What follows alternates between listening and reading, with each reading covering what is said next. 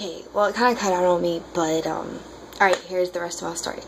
So, like I said, a couple of months later, we got back together, and then we broke up. I mean, a couple of days later, we got back together, and then we broke up. Pretty much after we had broken up the second time, I was pretty much done with relationships. I can't really trust anyone anymore, and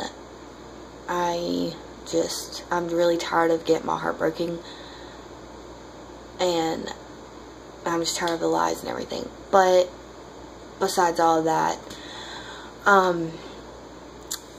so here's something else. Well, after that, I kind of got a little bit better, but the thing is, in the middle of our relationship, I mean, yeah, he was there for me, but I've had actually 15 people down my life, and the most important one was my papa, and his name's Keith Duggins, and he used to be like a father figure to me before anyone else in my life. And the sad part about it is I didn't really spend a lot of time with him, and I regret it a lot, but I know that he loved me. And how did he die? He died from stage 5. No, I don't know what stage it was, but he died from cancer. First, he was in my sister's room on his hospital bed. Well, first he was in the hospital, but then they sent him home because he wanted to be home. He wanted to be around his family. He wanted to be around us.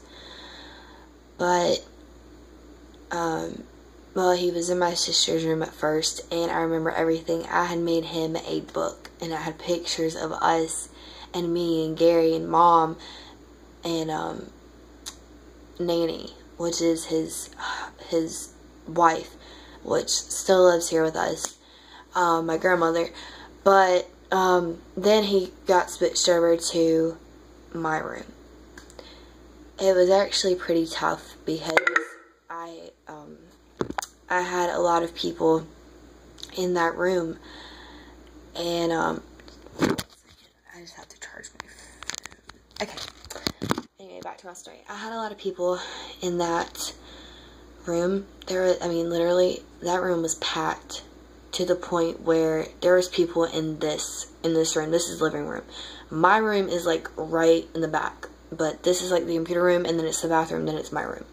So there was like a whole line pretty much to my room when he was on his hospital bed that night. And the thing that I think is so amazing is he got saved. He never really went to church. He wasn't a church going person, but he actually got saved. And that's something that actually did inspire me. I don't know if he's in hell or in heaven, but ever since he's passed away, things have gotten tough in my life. I know that some of y'all girls think that you need someone there to love you and to be with you so you can forget about all the bad things that has happened, or the people who have passed away, or your depression, or just what's going on in this moment, or what's going on, like, at all. And, but I just really want to help others, because I want to know what's going on in your life, too. And I'm not saying I want to be in your business, but I'm saying I just would really like to help others for once, because honestly, I will admit it, I am very, very selfish. The only person I really think of anymore is myself. You may ask why, but there's really no excuse. But I'm really selfish, but for some reason I've changed, and I don't know who I am right now, but later on I'm sure I'll figure it out down the road. But right now, my stepdad, Robert, and my mom, they always ask me, they're like, you know, what's going on, what's wrong, what's happening, you need to talk to us or something. And I'm like, no, I don't want to talk to anyone. And this is how I've been since my papa's passed away. But like I said, he had passed away that night on this hospital bed in my room. And ever since that's happened, I literally sometimes would cry myself to sleep, because I would sit there and I would think of him sitting there just dying in front of my eyes, dying of cancer. I would think of him just laying there, sitting there suffering because the cancer's killing him.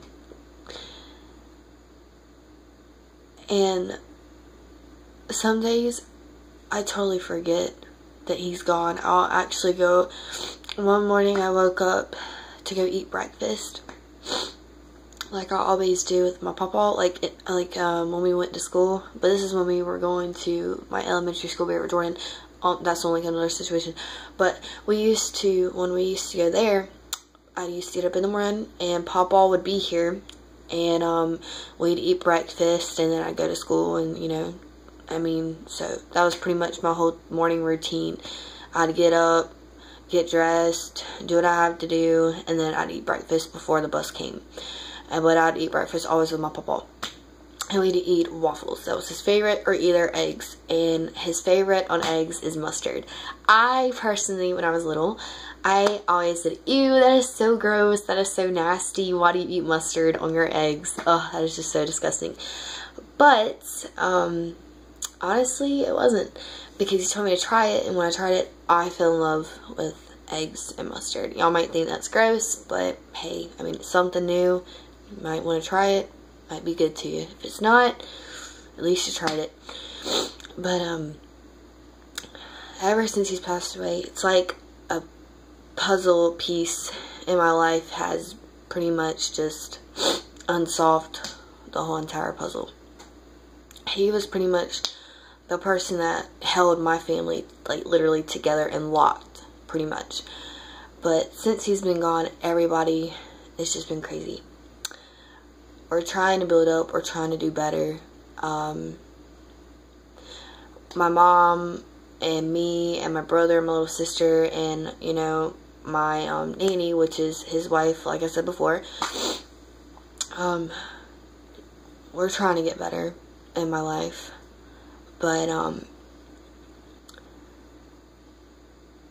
like I said, I want to know what's happened in y'all's life.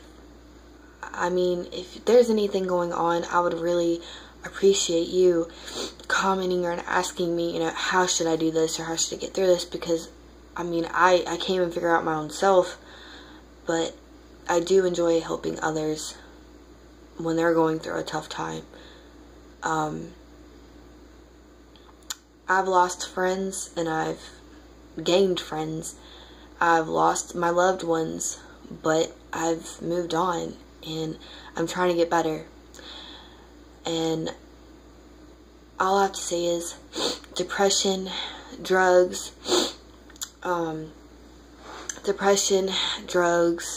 anything else that you're addicted to, don't do it.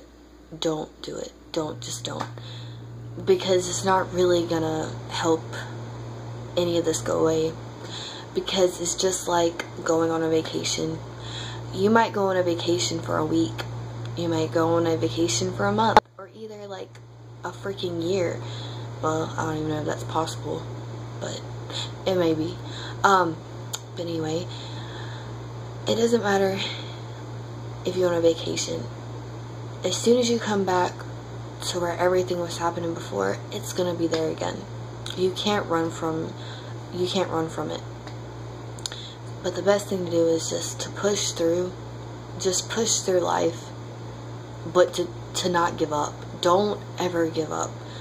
I am one of those people who was this close to giving up. I literally went insane.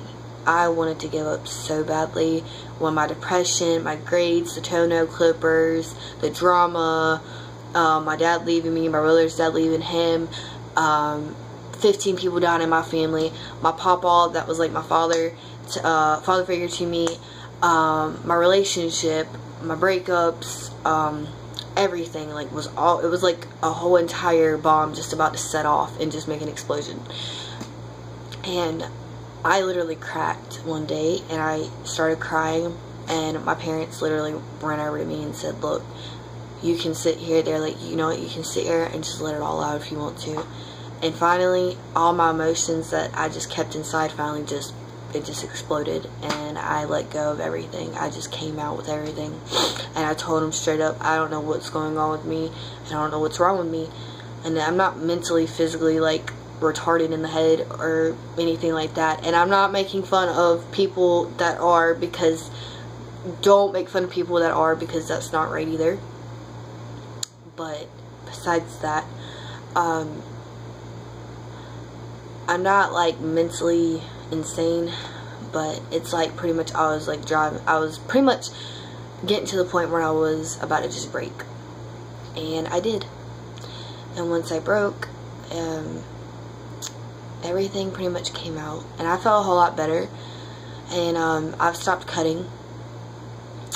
Like I said, I've stopped cutting, and I've stopped a lot of things that I used to do before. I really can't remember. But I know that there is a lot of people out there that do have problems, which is like, some girls think that they're too fat.